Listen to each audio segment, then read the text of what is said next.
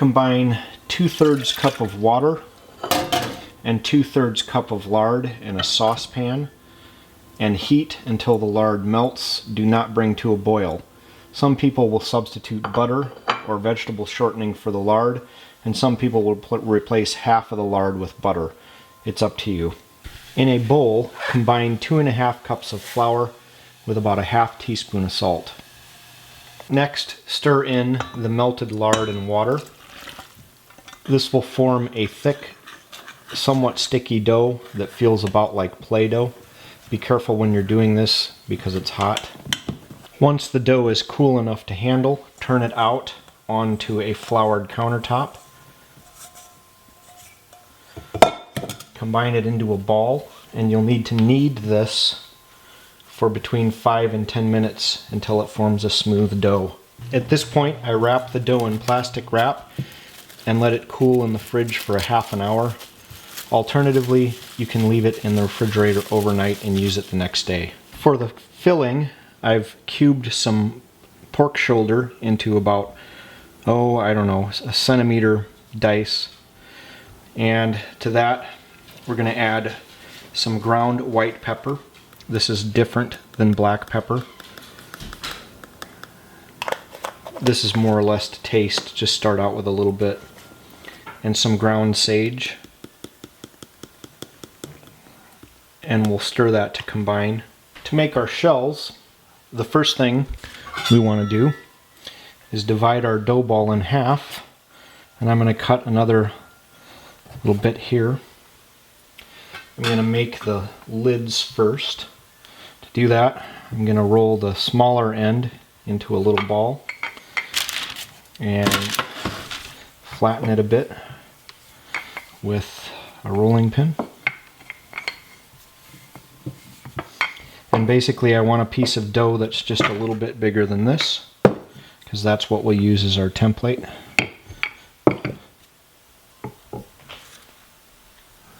And there we are.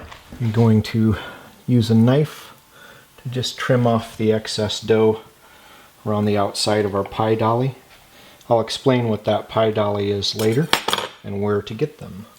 Now to do our shell, I'm going to take one of the larger pieces of dough and just kind of roll it with as even thickness as I can get into a basically round circle that's a little bit bigger than our pie dolly. That should do.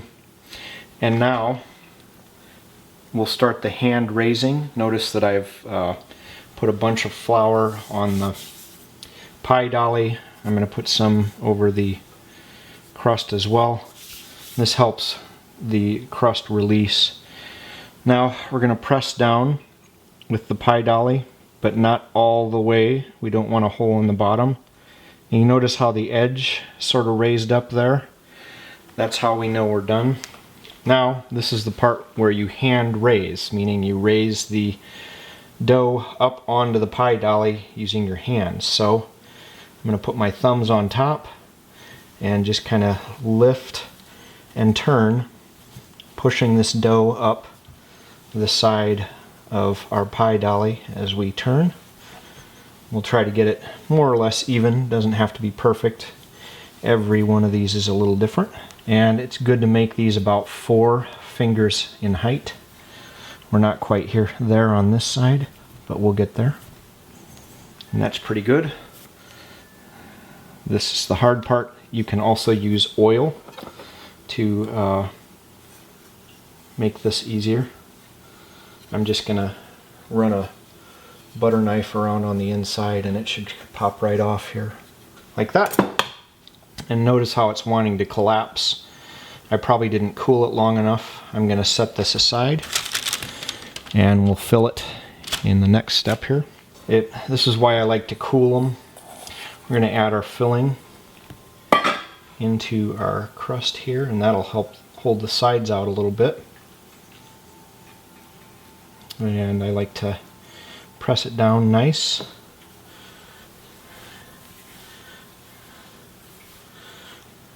Shape it well.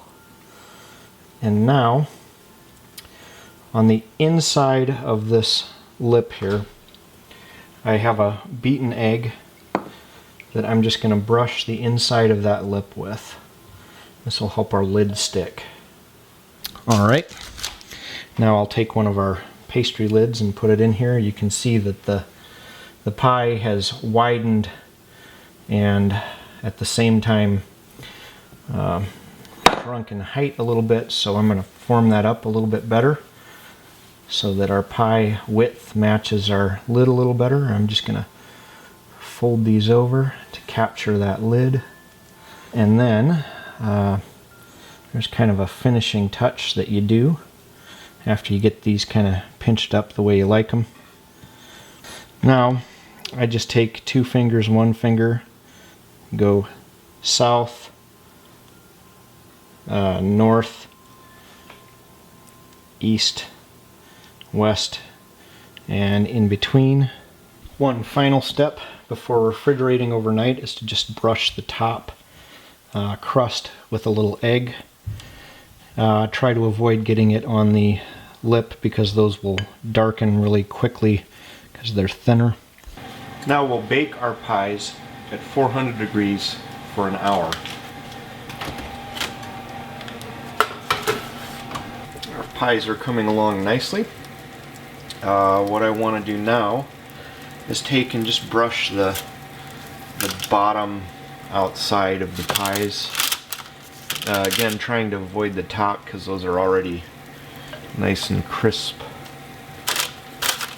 And they'll go back in the oven for another 15 minutes to a half an hour, and I'll check them for doneness after 15 minutes. I'm looking for the bottom part of this pie to kind of brown up a little bit more. Alright, these seem pretty done to me. What I'm going to do is let these cool to room temperature, and during that process the meat inside will shrink and create an air pocket in here, and we're going to fill that air pocket with some gelatin.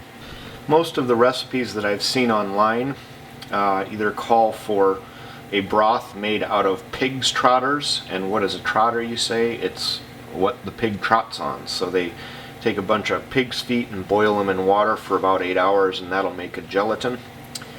The other ones will call for sheet gelatin, but this is actually pretty hard to find in the United States. So I'm going to show you how to do it with Knox gelatin. We'll need a cup of broth of some sort. Now I'll dissolve the gelatin in a half a cup of the broth and let that sit for a little bit. It's called blooming the gelatin. You'll see what happens. This will thicken up on its own, but it'll be kind of chunky. And to this I'm going to add boiling broth so that the gelatin dissolves all the way. Now what I'm going to do is I'm going to poke a hole in the crust so that I can pour gelatin in. Some people do this before they bake, which is fine. I do it after. We'll poke a little hole in the center of each of these. The old pie shop in Melton Mowbray pokes a second hole to let air out. I thought that was kind of a smart way of doing it, so that's what I'm going to do. And let's see, we'll have to widen that hole a little bit so I can get this funnel in there. There we go. And now we'll just kind of slowly pour in our hot gelatin mixture. And what this will do is take up any extra air spaces in the pie.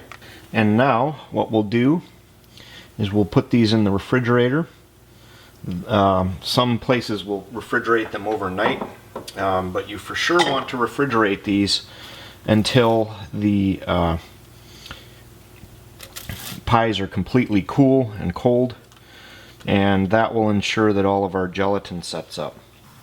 Here are our finished pork pies. Each of these weighs about 1.5 pounds. You can hear real solid. They're really like a brick. They're real heavy. The shells are really durable. If all you wanted was the recipe, you can stop here. I'm going to tell you just a little bit more if you want to stick around. This is a fairly ancient cooking method. and it's convenient because you don't have to have a pan to make them, and your food comes with a convenient carrying case. These date back to the Middle Ages, and a lot of times back then people wouldn't eat the pastry. They would just remove the top crust and use the pastry as bowl to eat the filling. The Melton Mowbray pot pies became famous, the story goes, because of fox hunters stopping by and picking up a pot of pie for their saddlebags. I think it's probably more likely that the people who were helping them, you know, the dog handlers and things, grabbed one of these. And you don't just have to use pork, you can use other fillings. I saw one that was chicken, bacon, and apricot. You can also use pork sausage and a hard-boiled egg. That's another popular version. The Melton Mowbray style is served usually at room temperature. If you want a hot one of these, I think in Yorkshire they have them. I like it best served at room temperature with a slice of the pie and maybe a pickle, maybe a hunk of sharp cheddar and some sort of fruit, like either apple or, up here where I live, cherries if they're in season. And just a little tiny bit of this stuff goes a long ways and you'll feel really satisfied. To cut these, you should use a serrated knife. All the pictures of these show them with a teeny tiny little wedge cut out of it, and you can do it that way, but I think you're more at risk of crushing the pastry or otherwise making it not look so good. So what I like to do is take a serrated knife and cut all the way through, and then cut slices off of that. Now moving on to these pie dollies, here are two that I bought from Melton Mowbray, from a place called Aurora Crafts Company, and I'll put a link to that in the description. This is a 3-inch mold, and this is a 4-inch mold. The 4-inch molds make pies like this. I actually somewhat prefer the 3-inch mold, although a good compromise would be like a 3.5. I think that's probably about the perfect size. If you're in the United States, shipping on these will kill you. If you want some made in the United States by hand, you can contact my friend Jared. He's at South Creek Woodworks in Centennial, Colorado, and he made these for me. And these are obviously a little different. They have handles on them, whereas these have like the little plug. I think probably the reason they use just a little plug on these is because it saves wood. Because in order to get a handle like that, you have to remove all of the wood that would be above there. This is, if you look up an antique pie dolly, this is what you're going to see. Now these are both 4-inch models, but I think he's planning on making ones of different sizes and different designs and things. If you don't want to mess with the real way of doing it, which would be with a pie dolly, you can get one of these. It's a Masterclass cake and pork pie pan that I bought off of eBay.